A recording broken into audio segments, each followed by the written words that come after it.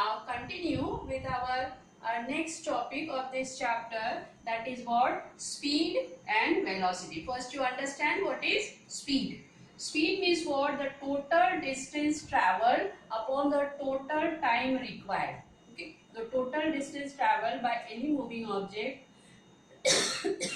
divided by the total time required to cover that particular distance. Okay.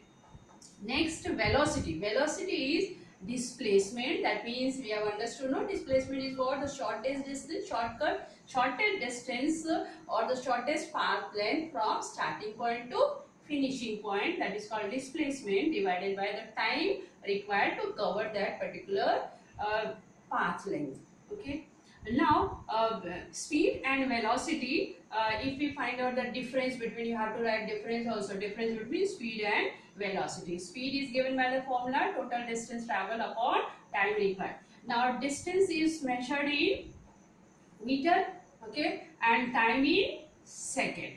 So, the unit of speed in SI system, it is what? Meter per second, okay, or in, this is in SI system.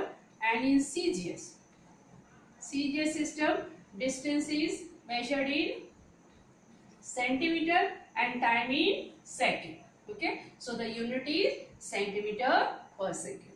Now, what about velocity? Velocity displacement, that is also the path length, and that is also measured in meter in SI system. So unit will be meter per second. And CGS system also, it will be centimeter per second. That means units are same for speed and velocity. Okay, and velocity and speed and velocity, their units are same, but this difference is also there. Okay, speed, we are not mentioning the direction. Speed can be in any direction. Okay, but whereas velocity, it should be in a fixed direction. When an object move in a particular direction, the total path length covered per unit time, we say it is what? Velocity. Okay, and speed can be in any direction. So by this we can understand there are two types of physical quantity. One is what? Vector quantity, and the second is scalar quantity. Okay, now what is vector quantity? Vector quantity means all physical quantities which are described by magnitude as well as direction. That means all vector quantities having magnitude as well as direction.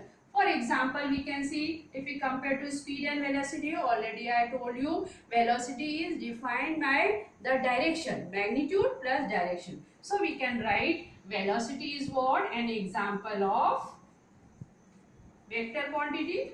Velocity is an example of vector quantity. Now what are scalar quantity or scalars? Physical quantities which are described only alone by their magnitude, no direction. They are called what? Scalars. So this way we can write this speed is what?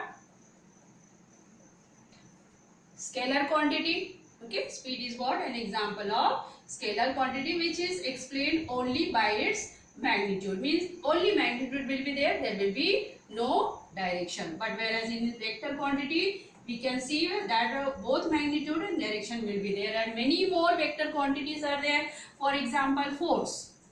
Force is also what? A vector quantity. Now scalar, we can see many more examples. For example, time, length.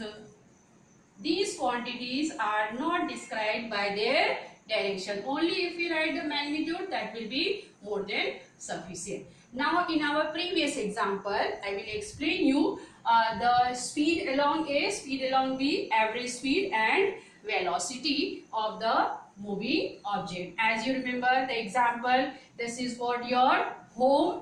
Okay, and from here first you are going to market place, that is 500 meter, and suppose from home to market, when you travel from home to market and you are taking a total time of 5 minutes to cover 500 meter distance. Okay, and now from market you are moving to your school, and to cover this distance you are taking suppose 24 minutes. Okay, so total path length, speed, as you know the formula of speed is what? Distance travel. So Along A, how much distance you are traveling? 500. So it is 500 meter upon 5. Okay. So it is coming how much? 100 meter per second. So speed along A, when you move from home to market, since you are taking only 5 minutes and total distance covering is 500 meters, so the speed along A will be 500 meter upon time. That means distance upon time, it is coming 100 meter per second. Now how to calculate the speed along B? B means for B path from market to school. The total distance you are covering what? 1200 meters. So 1200 meter upon total time, suppose you are taking what? 24 minutes upon 24 minutes. Okay. Here it will be minute. Okay. And along B it will be 1200 meter upon 24 and it is coming almost 50 meter per minute. 50 meter per minute. Okay, 50 meter per minute. Now how to calculate the average speed? Average speed means what? Total distance. So total distance how much you covered? 500 meter plus 1200. That means 500 plus 1200 upon 5 plus 24. It is coming what? 1700 meter upon 29 minute. When you divide, it is coming almost 58.6. 58.6 meter per minute. So your average speed from home to market, market to school, it is coming 58.6 meter per minute.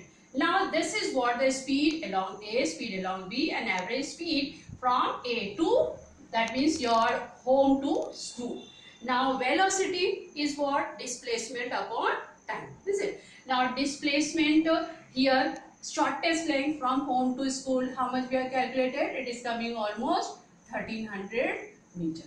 Okay, and 1300 meter, and total time you are taking what? 5 minutes plus 24, that means 29 minutes. So how to calculate then? Displacement is 1300 meter and total time is 5 plus 24, that means 1300 meter upon 29 minute is equal to, it is coming almost 44.83 meter per minute. That means velocity, it is coming 44.83 meter per minute. So what you find the difference over here? The average speed is coming what?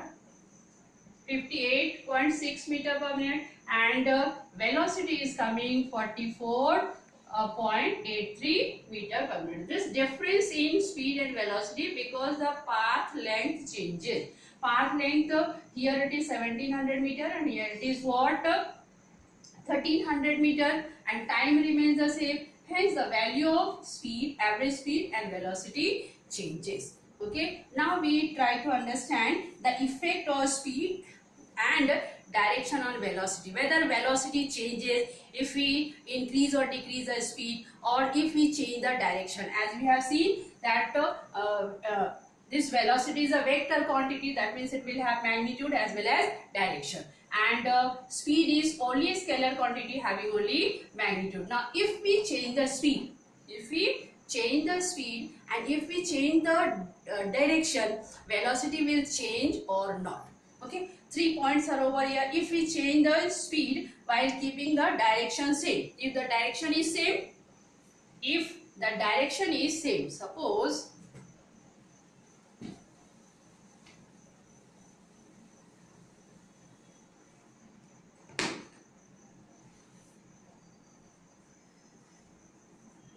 speed changes, direction same.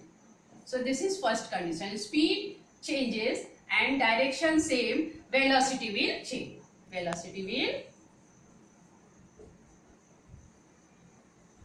will change. Second condition. First condition clear, no? Speed changes but direction is not changing. Then only the velocity of the moving object will change. Second is what? Changing the direction while keeping the speed same. Here now speed will same, means it will not change, but direction will change.